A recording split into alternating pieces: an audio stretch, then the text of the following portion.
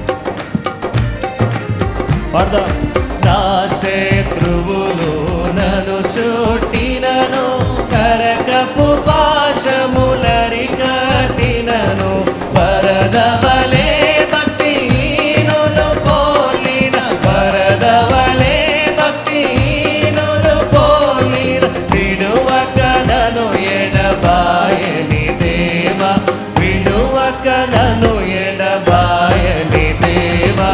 యెహోవా నా బలమా, యథార్థమైనది నీ మార్గం, పరిపూర్ణమైనది నీ మార్గం. యెహోవా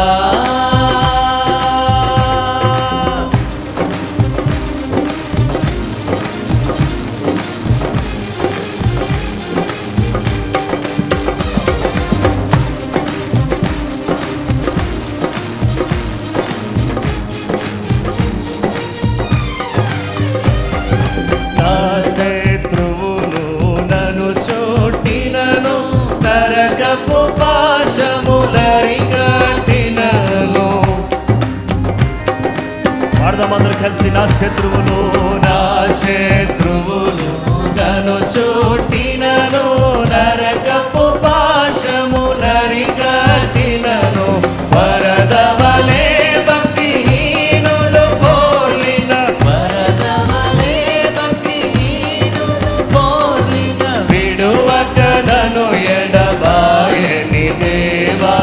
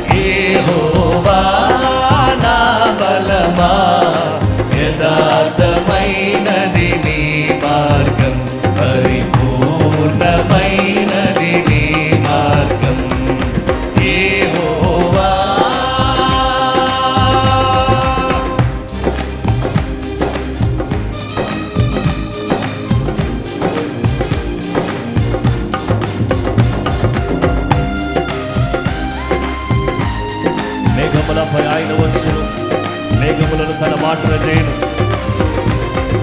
మేఘములపై ఆయన వచ్చును, మేఘములను తన మాటున చేయును. పాడదామా స్వరం అయితే బిగ్గరగా. 1 2 3 sing. మేఘములపై ఆయన వచ్చును, మేఘములను తన మాటున చేయును.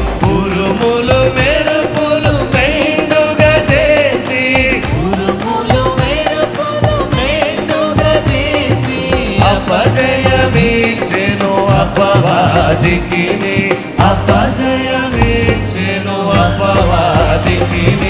యెహోవా నా బలమా, యథార్థమైనది నీ మార్గం, పరిపూర్ణమైనది నీ మార్గం. యేసు యెహోవా.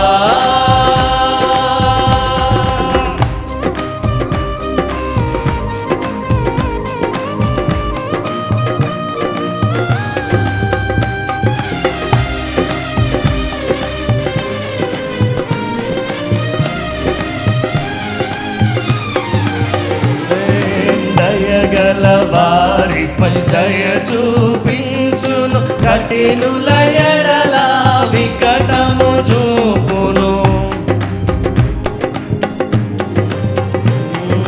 దయగల వారిపై దయ చూపించును, కఠినుల ఎడల వికటము చూపును. గర్విష్ఠుల యొక్క గర్వము నడచును, గర్విష్ఠుల యొక్క గర్వము నడచును. సర్వము నెరిగిన సర్వాధికారి, సర్వము నెరిగిన సర్వాధికారి యెహోవా నా బలమా, యథార్థమైనది నీ మార్గం, పరిపూర్ణమైనది నీ మార్గం. యెహోవా యెహోవా నా బలమా, యథార్థమైనది నీ మార్గం, పరిపూర్ణమైనది నీ మార్గం. యెహోవా. సుడిగాలైనను నిశ్చలముగ చేసెదవు, నీవే నా బలం, నీవే నా నమ్మకం. సుడిగాలైనను నిశ్చలముగ చేసెదవు, నీవే నా బలం, నీవే నా నమ్మకం. గడిచిన కాలము నాతో ఉన్నావు, నేడు నా తోడు నడుచుచున్నావు. సదా నాతోనే ఉంటావు. ఎగసిపడే తుఫానుల్లో నీవే ఆశ్రయ దుర్గము. ఎదురుపడే అలలెన్నైనా అవి నీ పాదముల క్రిందనే. ఎగసిపడే ఎగసిపడే తుఫానుల్లో నీవే నీవే ఆశ్రయ దుర్గము. ఎదురుపడే అలలెన్నైనా అవి నీ పాదముల క్రిందనే.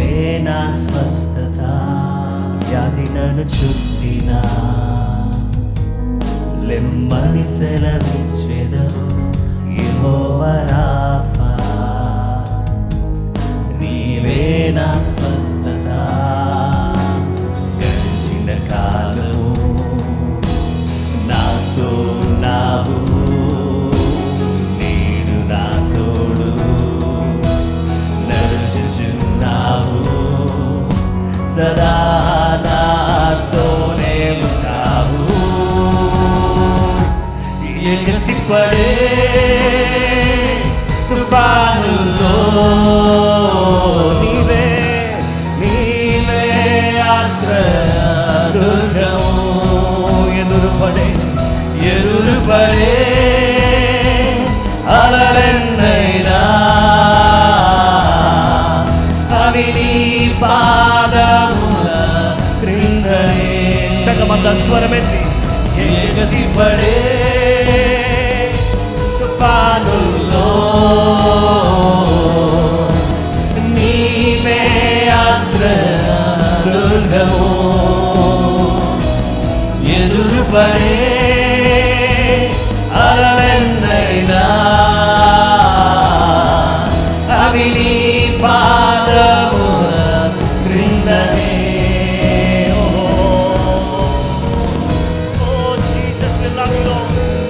సంగమంతా రెండు చేతులు పైకెత్తి హల్లెలూయా హల్లెలూయా. Come on, declare the name of the Lord.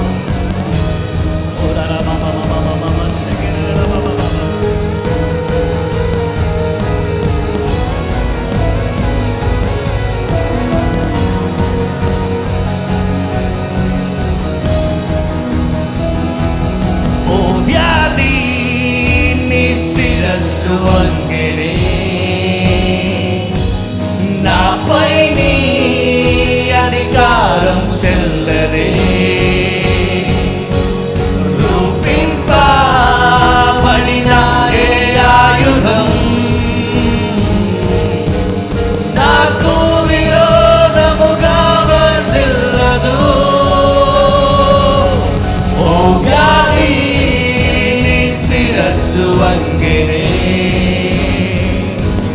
నాపై నీ అధికారం చెల్లదే. రూపింపబడిన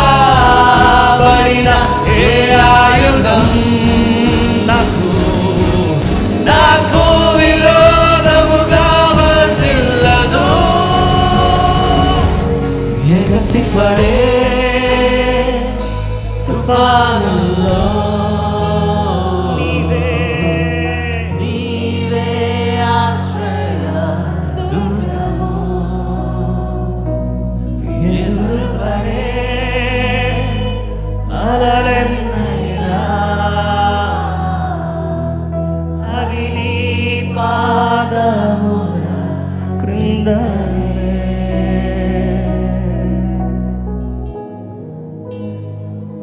Yes, Lord, we worship you, Jesus.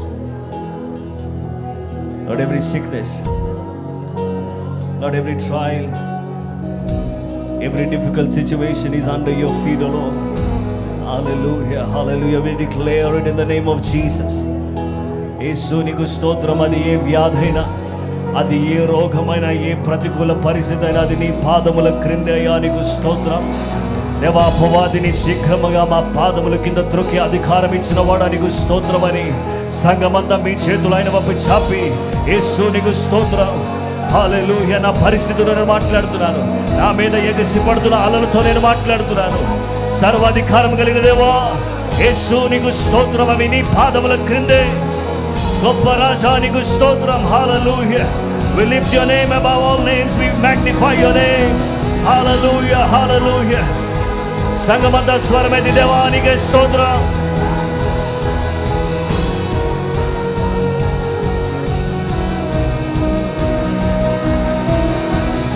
ఎగసిపడే తుఫానుల్లో నీవే ఆశ్రయ దుర్గము. ఎదురుపడే అలలెన్నైనా అవి నీ పాదము క్రిందనే. ఎగసిపడే తుఫానుల్లో నీవే ఆశ్రయ దుర్గము. ఎదురుపడే అలలెన్నైనా అవి నీ పాదము క్రిందనే.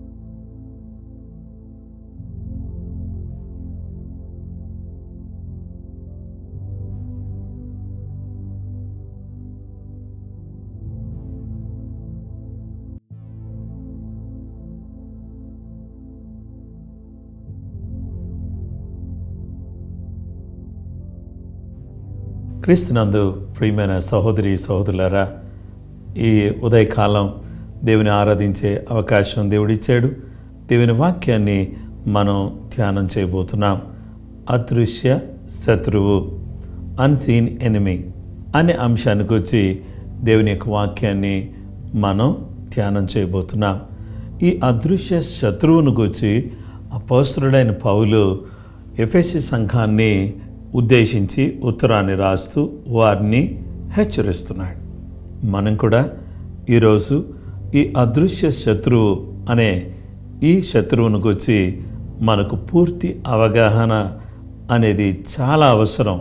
ఎందుకంటే కనబడే శత్రువుతో అయితే మనం ఫైట్ చేయొచ్చు, కానీ కనబడకుండా మనల్ని ఎన్నో రకాలుగా డ్యామేజ్ చేస్తున్న శత్రువుని మనం ఓడించటం అనేది, పోరాడడం అనేది అంత సులువైన విషయమేమీ కాదు. కాబట్టి పరిశుద్ధ గ్రంథంలో ప్రభు వాక్యాన్ని మనం చదువుకుందాం. ఎఫెసీలకు రాసిన పత్రిక 6:12 ఎలయనగా మనము పోరాడునది శరీరులతో కాదు, కానీ ప్రధానులతోనూ అధికారులతోనూ ప్రస్తుత అంధకార సంబంధులకు లోకనాథులతోనూ ఆకాశ మండలమందున్న దురాత్మల సమూహములతోనూ పోరాడుచున్నాము. మనం పోరాడేది శరీరులతో కాదు, మానవులతో, మన తోటి వాళ్ళతో, మన ఇంటి వాళ్ళతో, మన పొరుగు వాళ్ళతో కాదు మనం పోరాడేది. మనం ఎవరితో పోరాడుతున్నామంటే ప్రధానులతో, అధికారులతో, ప్రస్తుత అంధకార సంబంధులకు లోకనాథులతో మనం పోరాడుతున్నాము అనే విషయాన్ని మనం తెలుసుకోవాలి. ఈ యొక్క శత్రువు చేసే పని ఏంటంటే, అదృశ్య శత్రువు మనల్ని వేధిస్తూ ఉంటుంది. ఎలా వేధిస్తుంది అనే విషయానికి వస్తే, మనల్ని ఎన్నో రకాలుగా వేధించి పీడించి మనల్ని ఇబ్బంది పెట్టాలని చూసేటటువంటి శత్రువు యొక్క పన్నాగములను మనము ఎరుగవలసిన వారుగా ఉన్నాం. యేసుక్రీస్తు ప్రభువారు సమాజ మందిరంలో ఉన్నటువంటి సమయంలో అపవిత్రాత్మ పట్టిన ఒక మనుషుడు అక్కడున్నాడు. వాడు, నజరేయుడైన యేసు, మాతో నీకేమి, మమ్మల్ని నశింపచేయుటకు వచ్చితివా? నీవెవడవో నాకు తెలియను, నీవు దేవుని పరిశుద్ధుడు అని కేకలు వేశాను. అందుకు యేసు ఊరకుండము, వానిని విడిచిపోమ్మని దానిని గద్దెంపగా ఆ అపవిత్రాత్మ వారిని విలవిలలాడించి పెద్ద కేక వేసి వానిని విడిచిపోయాను. కనబడిన శత్రువు లోపలికి వెళ్ళి ఏం చేస్తున్నాడంటే వేధిస్తున్నాడు, పీడిస్తున్నాడు, విలవిల్లాడిస్తున్నాడు, కేకలేసేటట్టు చేస్తున్నాడు. ఇవన్నీ చేసి చీకటి శక్తి ప్రభావం వెళ్ళిపోయినట్లుగా దేవుని వాక్యంలో మనం చూస్తాం. ఈ కనబడని శత్రువు మనల్ని వేధిస్తుంటే, ఆ వేధించే వాడిని వెళ్ళగొట్టినటువంటి వాడు ఎవరు అని అంటే యేసు ప్రభువారు. ఎలా వెళ్ళగొట్టాడు? Jesus rebuked him saying, "Be quiet, come out of him, be quiet, don't make noise." అల్లరి చేయొద్దు, తొందర చేయొద్దు, బయటకు వచ్చాయి అని యేసు ప్రభువారు ఆ దయ్యానికి ఆజ్ఞాపించాడు. కనబడే వాళ్ళు ఒకవేళ మనల్ని తొందర చేస్తే వాళ్ళని ఏదో రకంగా జయించవచ్చు, కానీ కనబడిన ఈ శత్రువు ఎన్నో రకాలుగా మనసును వేధిస్తాడు. అలాగే మన కుటుంబంలో ఎన్నో రకాలైనటువంటి సమస్యలు తీసుకొచ్చి పెట్టి మనల్ని వేధిస్తూ ఉంటాడు. మన ఉద్యోగం దగ్గర సమస్యలు తీసుకొచ్చి పెట్టి అక్కడ ఎవరి ద్వారానో ఒకళ్ళ ద్వారా వాడు మన మానసికంగా మనల్ని వేధిస్తూ ఉంటాడు, కృంగిపోయేటట్టు చేస్తాడు, చులకనగా చూడబడతాం. కొంతమంది మన తక్కువగా అంచనా వేస్తారు, మనల్ని బాధ పెడతారు, మనల్ని వేదనకు గురి చేస్తారు. మనం ఎన్నో రకాలుగా మనల్ని బాధ పెట్టేటటువంటి వారిగా ఉంటారు. అలాంటి వాటన్నిటిని కూడా మనం అధిగమించేటటువంటి వారిగా మనం ఉండాలి. ఈ వేధింపు అనేది చాలా ప్రమాదకరమైంది. ఇది మనల్ని పూర్తిగా నేరిసిల్లిపోయేటట్టుగా చేస్తుంది. మన ఆరోగ్యం పూర్తిగా దెబ్బతినేటట్టుగా చేస్తుంది. కాబట్టి ఈ కనబడని శత్రువును మనము దేవుని పాద సన్నిధిలో మనం ఏం చేయాలంటే అధిగమించేవారుగా, జయించేవారుగా మనం ఉండాలని దేవుడు తన యొక్క వాక్యం ద్వారా మనతో మాట్లాడుచున్నాడు. ఈ కనబడని శత్రువును జయించటానికి మనకేం కావాలి అంటే ఎఫెసీయులకు రాసిన పత్రిక 6వ అధ్యాయము 13వ వచనం, అందుచేతను మీరు ఆపద్దినమందు వారిని ఎదిరించుటకు సమస్తము నెరవేర్చిన వారై నిలవబడుటకును శక్తిమంతులగునట్లు దేవుడిచ్చు సర్వాంగ కవచము ధరించుకొనుడి. మీరు ఈ అన్సీన్ ఎనిమి, ఈ అదృశ్య శత్రువును ఎదిరించటానికి దేవుడిచ్చే సర్వాంగ కవచమును మనం ధరించుకోవాలి. ఆ సర్వాంగ కవచం అంటే ఏంటి పాస్టర్ గారు అని అంటే, ఎలాగనగా మీ నడుమునకు సత్యం అనే దట్టి ధరించుకొనుడి, సత్యం అనే దట్టి కట్టుకొనుండి, నీతి అనే మైమరువు తొడుక్కోండి, కట్టుకోండి, తొడుక్కోండి, పాదములకు సమాధాన సువార్త వలన సిద్ధ మనసును తొడుక్కోండి, ఇవన్నీ గాక విశ్వాసమని డాలు పట్టుకోండి, దేవుని వాక్యం అనే ఆత్మ ఖడ్గాన్ని పట్టుకోండి. ఏ అవయవానికి కూడా ఏం ఉండకూడదంటే ఎక్కడ కూడా ఖాళీగా ఉండకూడదు. ఒక చేతిలో వాక్యం ఉండాలి, మరొక చేతిలో విశ్వాసం ఉండాలి, అలాగే నీతి అనే మైమరు ఉండాలి, సత్యం అనే దట్టు నడుమునకు ఉండాలి, పాదములకు సువార్త వల్లని సిద్ధ మనసు అనే జోడు ఉండాలి, అలాగే శిరస్సుకు శిరస్త్రాణం ఉండాలి. ఉన్నప్పుడు ఇంకా ఎక్కడ కూడా దుష్టుడైన సాతాను నీ మీద దాడి చేయకుండా ఉంటాడు. గనుక ఎక్కడ ఒకవేళ తావిస్తే, అందుకనే పౌలు గారు చాలా చక్కటి మాట చెప్తాడు. ఎఫెసీ పత్రిక 4వ అధ్యాయంలో 27వ వచనంలో అంటాడు, అపవాదికి చోటు ఎక్కుడి, దొంగిలి వాడిక మీద దొంగిలక అక్కర గల వానికి పంచిపెట్టుటకు వీలు కలుగు నిమిత్తం తన చేతులతో మంచి పని చేయుటకు కష్టపడవలెను. దేవుని బిడ్డలారా, అపవాదికి చోటు ఇవ్వద్దు. దేవుడు నమ్ముకుంటే దేవుడే మనం పోషించేయాలి, కానీ మనం కష్టపడటం ఎందుకు, మనం కష్టపడటం అవసరమా అని చాలామంది అంటారు. దేవుడు నమ్ముకున్నావు కదా, ఆ దేవుడిని నిన్ను పోషించేయచ్చు కదా అంటే, దేవుడు నమ్ముకున్నావు, కష్టపడే శక్తిని దేవుడు మనకి ఇస్తున్నాడు. అపవాదికి చోటిచ్చి, ఇలాంటి తలంపులకు చోటిచ్చి నువ్వు కష్టపడకుండా సోమరిగా ఇంట్లో పడుకొని దేవుడు ఏదో అద్భుతాలు చేయాలి అని ఆశిస్తే మంచిది కాదు. దేవుని పిల్లలమైనటువంటి మనమందరం కూడా చేయాల్సిన పని ఏంటంటే, ఈరోజు దేవునికి ప్రియమైన వారిగా, దేవునికి దగ్గరగా, దేవునికి నచ్చిన వారిగా, దేవుడు మెచ్చేవారిగా మనం ఈ లోకంలో బ్రతకటం అనేది అత్యంత ప్రాముఖ్యమైనటువంటిది అని దేవుని యొక్క వాక్యం మనకు తెలియజేస్తుంది. నా ప్రియమైన వారలారా, ఈ వేధించేటటువంటి శత్రువును అధిగమించి దేవుని మహిమార్థమై దేవుని సన్నిధిలో నిలబడాలి. నిన్ను ఏ విధంగా వేధిస్తున్నాడో దుష్టుడు నాకు తెలియదు, ఏ విధంగా నిన్ను టెన్షన్ గురి చేస్తున్నాడో నాకు తెలియదు. ఎన్నో రకాలైనటువంటి వేధింపులతో నెమ్మది లేకుండా చేస్తున్నటువంటి చీకటి క్రియలన్నీ కూడా యేసుక్రీస్తు నామములో దూరం అయిపోవడానికి ప్రభు తన కృప, తన సహాయం, తన ఆశీర్వాదం, తన దీవెన, తన యొక్క దివ్యమైన సన్నిధి మనకు దేవుడు దయచేయనట్లుగా, దేవుడు తన కృప మనకు చూపించినట్లుగా, ఆ దుష్టుడైన సాతాను యొక్క పన్నాగాలన్నీ కూడా లయం చేయబడినట్లుగా దేవుని మహిమార్థమై మనమందరం కూడా అత్యంత జాగరూకులమై దేవుని కొరకు జీవించుటకు కృపగల దేవుడు, దయగల దేవుడు దేవుని యొక్క సన్నిధిలో సర్వాంగ కవచమును ధరించుకుని సంసిద్ధతతో దుష్టుడైన సాతాను యొక్క క్రియలని లయపరిచేటటువంటి బిడలుగా ప్రభు ఇచ్చేటటువంటి ఈ గొప్ప ఆయుధాలను వాడుకుని దేవుని మహిమార్థమై జీవించటానికి ప్రేమగల దేవుడు మనకు సహాయం చేయాలని మనసారా కోరుతున్నాను. ఆ విధంగా దేవుడు తన కృప మనకు దయచేయునుగాక. అదృశ్య శత్రువును, ఈ అన్సీన్ ఎనిమీని మనం ఎదిరించదుముగాక, జయించదుముగాక. దేవుని మహిమార్థమై జీవించుటకు కృపగల దేవుడు మనకు సహాయం చేయునుగాక. ప్రార్థన చేసుకుందాం.